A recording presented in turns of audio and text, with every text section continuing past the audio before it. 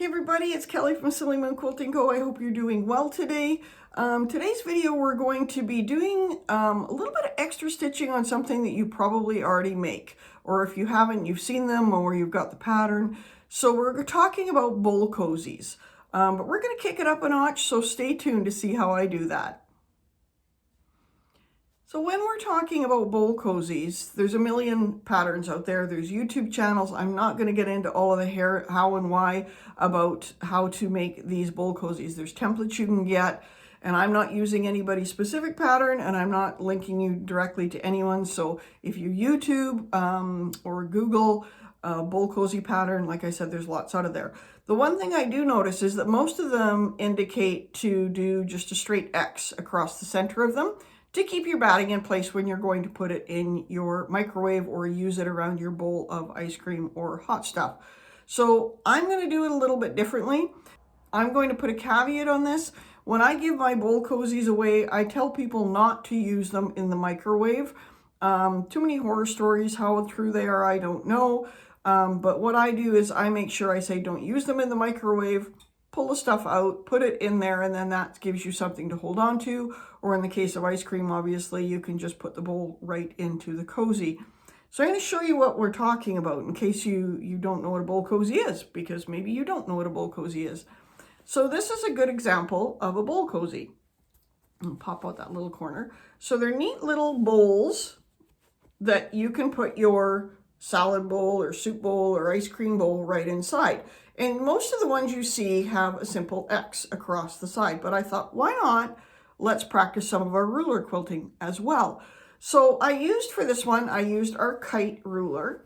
So you can see that on the inside, it now creates a really neat little design. So I'm going to show you that.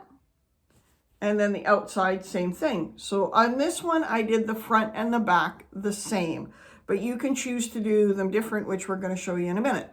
Now, I want to talk a minute about thread and what thread I used. So for these, of course, I use cotton thread. I know my batting's not, but it's a good, I do piece with cotton thread. So for cotton thread, I'm actually trying out this new thread that I got. It's Efina by Wonderfill.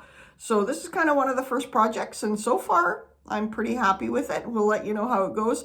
I think it's going to be great. I'm excited to play with it a little bit more on some bigger projects I've got coming up. But the other thread that I do use all the time, and everyone knows that I like, is the Spagetti. So this is our 12 weight thread, and it's cotton as well. So we're going to use this 12 weight thread to make our designs pop a little bit as we're going along here. So you don't have to use a 12 weight thread for this. You can use your regular cotton thread that you piece with, or if you're not going to put it in the microwave, you can use your polyester or whatever thread you've got, okay? So I'm just going to show you because I do like this, and I find that by doing this, it makes a simple ruler design pop a little bit more because it's a heavier thread, so you can see your stitches more. I will caution you that if you're planning on doing backtracking and stuff with a heavier thread, it can get a little bit complicated and your machine may not be super happy about that. Of course, in the video, I'm stitching on the BERNINA B735. I did all of these on my domestic machine. So the BERNINA B735, between the number 1 foot, and I switch between the number 72S. So the 72S is my ruler foot of choice because, of course, it has a slit in it, and you've heard me talk about it a lot, so I'm not going to get more into that. So that's kind of what the day is about. We're going to be stitching, I'm going to show you a couple other examples, so I'll show you these here. So this is another one that I did, different color, and I used the red thread as well, the red spaghetti thread. And you can see on the inside, I used Cupid 6-4 for these. So we've got the big heart on 2 sides and the little heart on the other 2 sides, opposing sides. So I thought that was kind of fun. And then on the back side, I did hexies. But the nice thing about these bowl covers is if you get tired of the hearts on the inside, you can just flip them around. So now the hexies, kind of move this around, get it in the right position. Now the hexies are on the inside. Okay, so now we've got a bowl that sits like this, and our hearts are on the outside, and our hexies are on the inside. Where the first one I did was just kite on both sides. Okay, so the one I'm actually going to show you as you stitch along, we're going to be using drop, and I'm going to put a picture here. We're going to be using drop as well as some of the spaghetti thread and the Efina thread, and we're going to be stitching it up on the Bernina. So stay tuned for that. Here, let's get right into the video. So we're going to go through how to do these cozies. So you can see here I've done a couple different ones. So I did this one with kite, our kite ruler, and I did the same design on the inside and outside. So that's kind of fun. This one I did different designs. So the inside I did the heart. So I used Cupid 5-3. So the big heart here and then the small heart on the inside. So you can do a combination. I kind of did it this way just to show you what it looks like without me having to make 700 Bowl Cozies. And then on the outside I used hexie. So the two sizes of hexie that come, and then I just did up one side, stopped here, did the little one, then came back and stopped here. So the concept for all of these is going to be the same as the one I'm going to show you. The pattern I use, honestly, I don't even remember where I got it. I've been making these for years with the kids. I'm going to tell you how I make it, and then you can decide if that's the way you like it, or if you have your favorite Bowl Cozie pattern, the concept is going to be the same. Today I'm going to be using drop 2, and I am going to be piecing with some Efina from Wonderfil, and I am going to be quilting with some Wonderfil spaghetti. If you follow me, you know that I like this heavier weight. It is a 12 weight thread, so you want to make sure you've got like a 90-14 needle on your machine. And I'm going to be quilting these on my domestic. I'm going to show you a couple things about what I like and what I don't like, and things that are going to make your life a little bit easier. Not about the thread, but just as far as the way I'm going to approach this. So I just wanted to lay this all out to show you, and then we're going to switch over to my Bernina. I'm stitching on the B735 today, and we're going to walk through how I do this.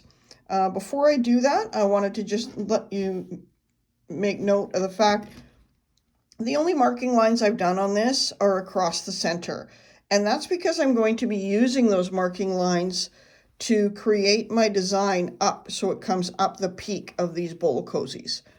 Okay, so I'm starting with 10-inch squares, and I cut my batting at 9.5 so that I have that little 1/4 inch all the way around, and I don't have it stuck in the border. It makes it easier. I find I get a neater seam with it. Totally up to you. So I'm going to go ahead and switch cameras, and we'll go over to the machine and we'll stitch these up. So we're all set up here. I've got one of my quilt sandwiches.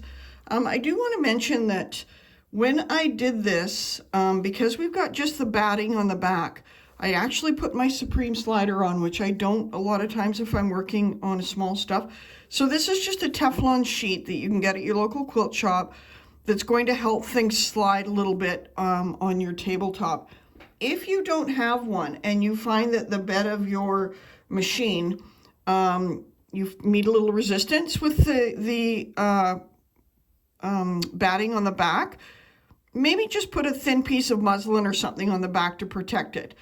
So I would just put a small piece of muslin or something on the back to give me something to grip so that this batting isn't sticking to my table. But I do find with the Supreme slider, it seems to work great.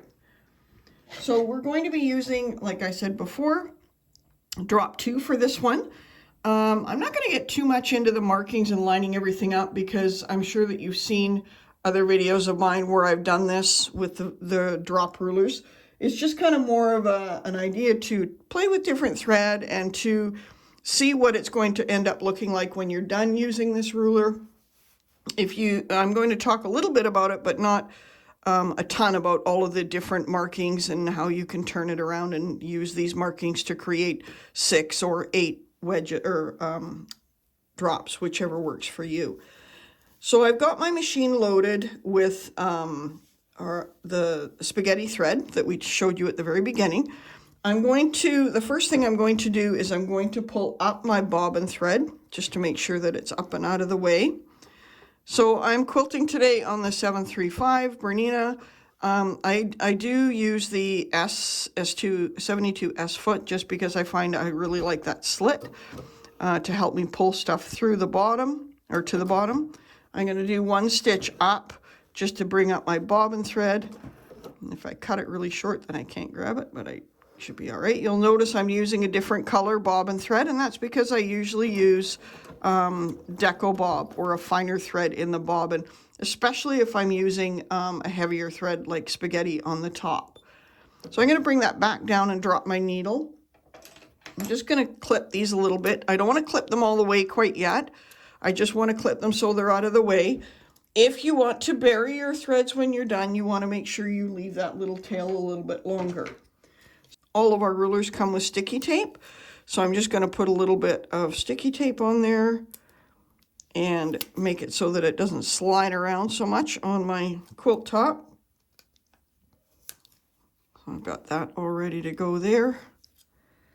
Make sure it's nice and secure, and I'm going to lift my ruler foot. Lift my foot. I've got my needle, it locks in the down position, and this will be really helpful when you do this.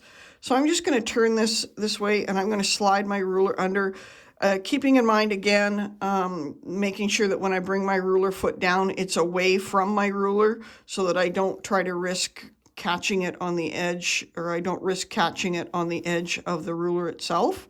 So I'm going to bring that down, then I'm going to bring my ruler back to me. If you have drop 2 or wedgie for the first time, you may find this a little snug, so you may have to actually give it a little bit of a snug pull to get in there. It will loosen up with time, but we don't want it too sloppy, so beware of that. So this line here, I'll turn this so you can see a little better. The line that is the top of these 3 lines should line up on your marked line that is at 45 degrees or 90 degrees to the line that you just did here.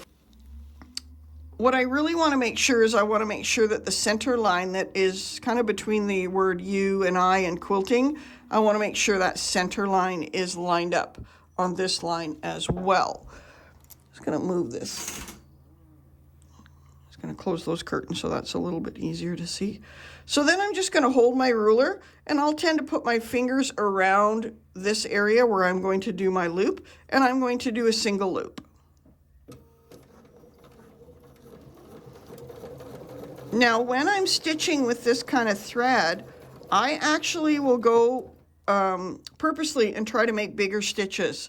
So that means my foot is going a little bit slower and my hands are going about the same pace so that I normally would do ruler quilting, and that's going to give me a more even but a little bit bigger stitch, which I like when I'm working with a heavier thread.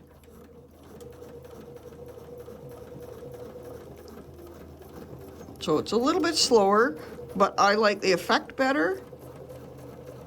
And you don't have to do that. You can totally do whatever works for you. So I'm going to bring that right back to my center.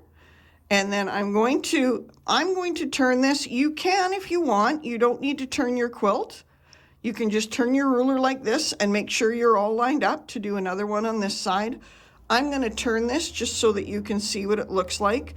And if I'm going to pivot my whole quilt, I will turn my, I will put my needle, make sure my needle's down, and then bring my ruler foot up, bring it back down, and then slide everything nice back into place again, making sure my center line is lined up.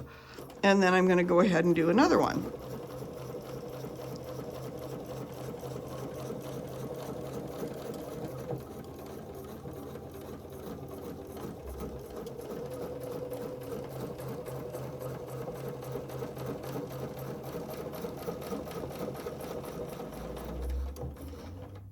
So you can see there my stitches are a little big. I've got a little bit of a puff in there, and I'm okay with that. I kind of like the effect that gives.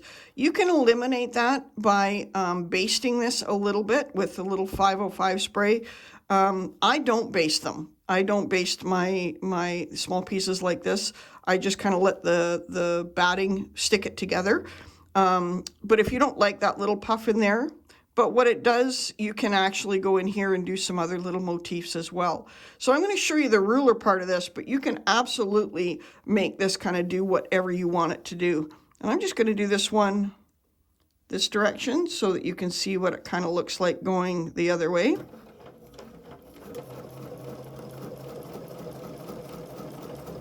You can see I'm still doing that bigger stitch.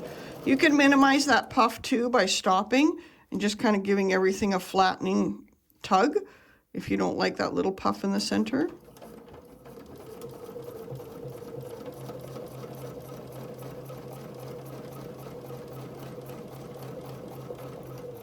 And I'm going to bring that back down to my center there. And if you've moved it a little bit, you can actually just take your extra stitch till you end up in the center. I'm going to lift my ruler foot, and I'm going to slide that out of the way. And then I'm going to turn this so that you can see what I'm doing. Move my ruler out of the way before I bring my foot back down.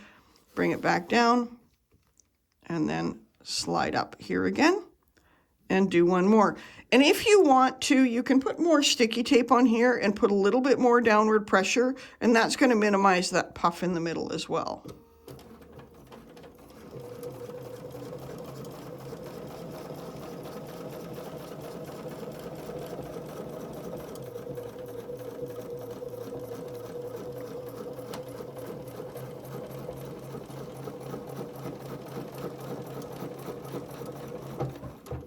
So I'm just going to do a couple locking stitches there, and I'm going to break my thread, and my foot will come up, and then I'm going to show you what that looks like.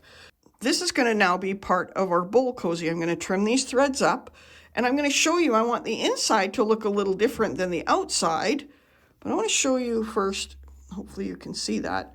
You can see how I'm doing a way bigger stitch than I normally would. And I like the look of it, and I like the look of the heavier thread.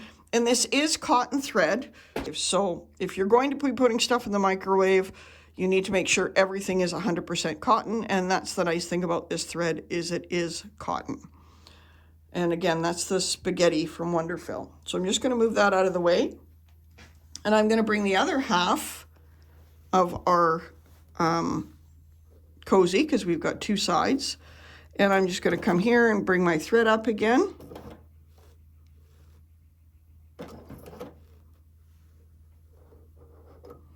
Move it to the side. Just do a couple locking stitches. Make sure everything's nice and flat. And then I'm going to take drop again. Lift it up, put it under there. Give myself lots of clearance. But this time I'm going to do things a little differently. I'm going to use drop the opposite direction. So I'm going to put the fat part of the drop on the back. And of course, drop comes in 3 different sizes, so you can certainly use different sizes and play with them. Get those out of the way. You can use the 3 different sizes and play with them. Nest them. There's lots of videos on my channel, or at least a few videos on my channel about different ways to play with drop. So yeah, I'm going to go back up the same line, make sure I'm nice and square, and I've got a line on the top of drop that's going to get me nice and centered, and my center line here, and I'm just going to go ahead and do a center back to the center again. Again, keeping my stitch a little longer than I normally would. And then to a nice point, and then back down the other side.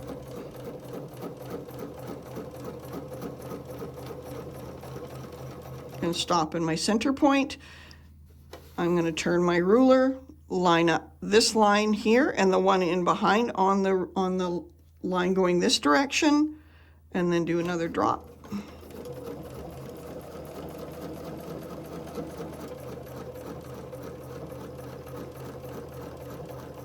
Come to my point. Oops. If your fabric bunches, just give it a little tug.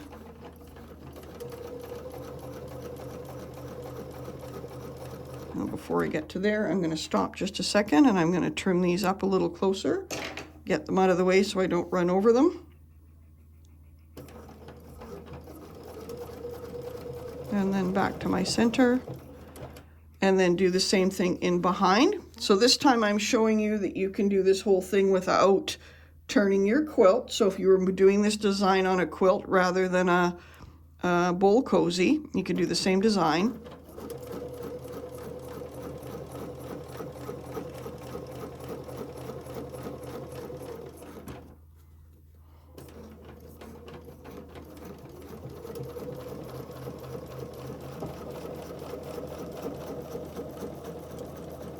Come back to my center. And then one more.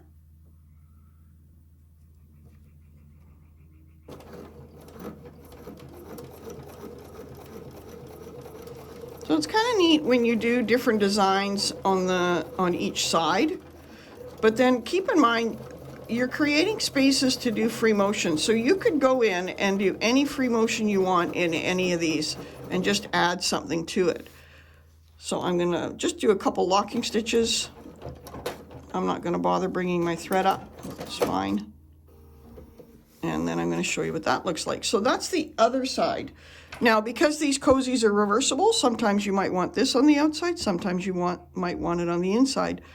So I'm going to go ahead and piece these all together. Like I said, there's a million tutorials out there. I'll show you what I do quickly, but it's really not meant to be a tutorial on putting these together. Basically what I do is I fold this in half this way, and I make a mark down 2 inches and over an inch, down 2 inches and over an inch, and I sew a diagonal line on either side of that. And then I do the same on the other piece, of course.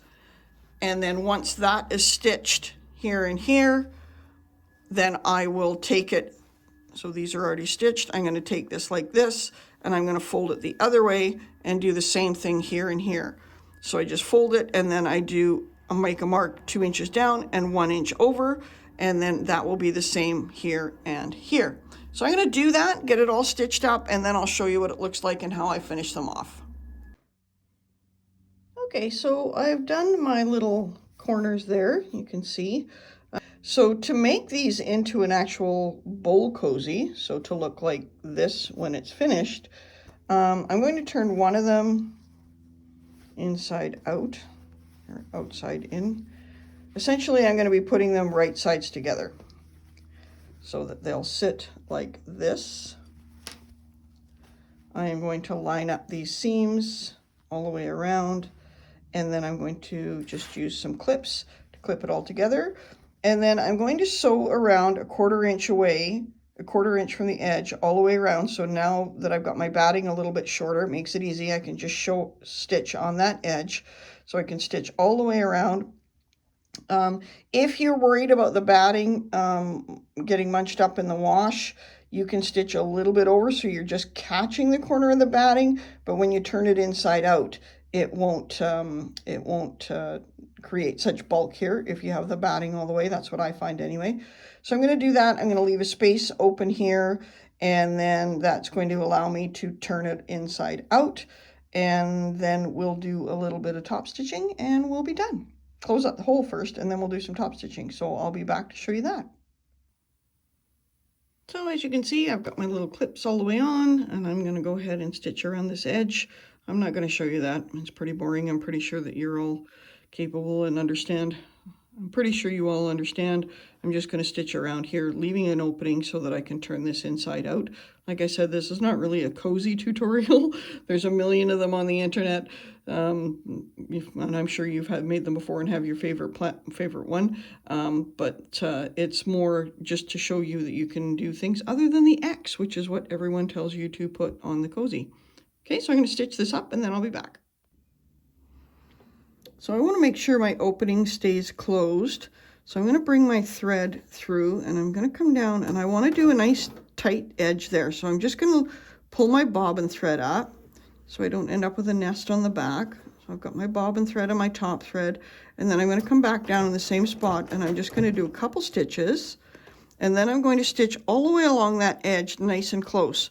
So I'm just going to use the inside of my presser foot there. That's going to give me a good gauge as to where I'm going. Make sure I'm nice and even all the way along the edge. And that's going to close up that little hole as well as give us a nice little top stitch.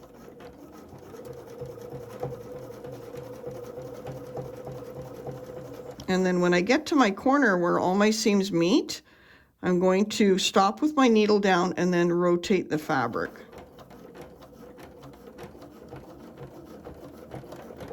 So when I get to the center there, I'm going to put my needle back in the down position, lift my ruler foot, and pivot this, because that's going to give me a nice flat edge, and just kind of move the fabric out of the way as you need to.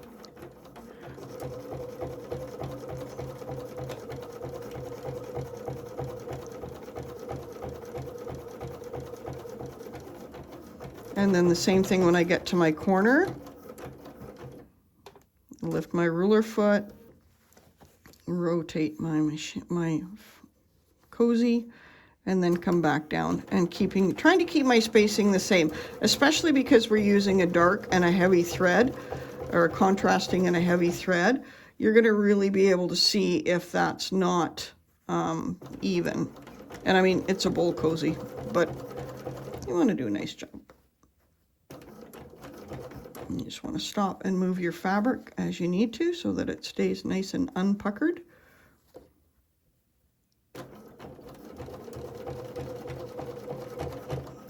When I get to my corner, lift my foot and then move around. So I'm going to carry on with this. I'll speed this up.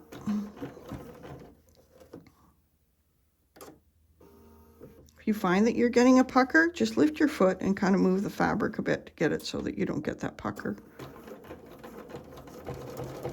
And if you do get a pucker, it's not the end of the world.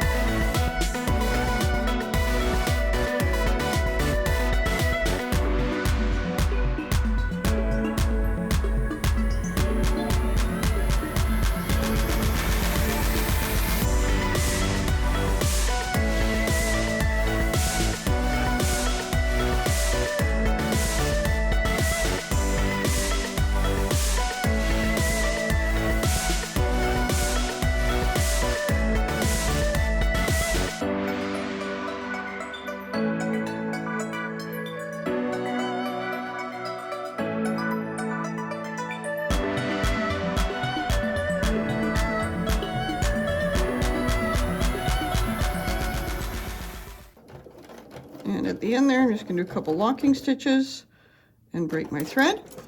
And then I want to talk to you a little bit about what I've done here. So if you look at this side of the cozy, I'm going to switch this camera to the other side. Oh, we should be okay.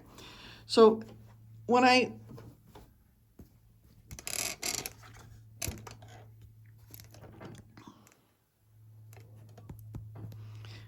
did this, I have in the top, I have the heavier thread, so the 12 weight thread. But if you notice, if you flip this over, on this edge, I've got my bobbin thread, which is actually Deco Bob, so another Wonderful product, but it's just a really light stitch. So I did that to show you what the difference would look like. So I'm going to press this all up, and then we'll be able to trim up my threads, and I'll be able to show you exactly what this all looks like when it's done and what the difference looks like between the lighter thread on the edge and the top thread, okay? I hope you enjoyed that video and saw how easy it is to make these bowl cozies. Again, this is the one with drop, and you can see you can see that you've created a lot of space for you to do some free motion. If you wanted to add something else in there, you could totally do that. So it just kicks it up a notch, and if you're giving these away, they're great teacher gifts or other small gifts. They're a great thing to give away, just kind of fun.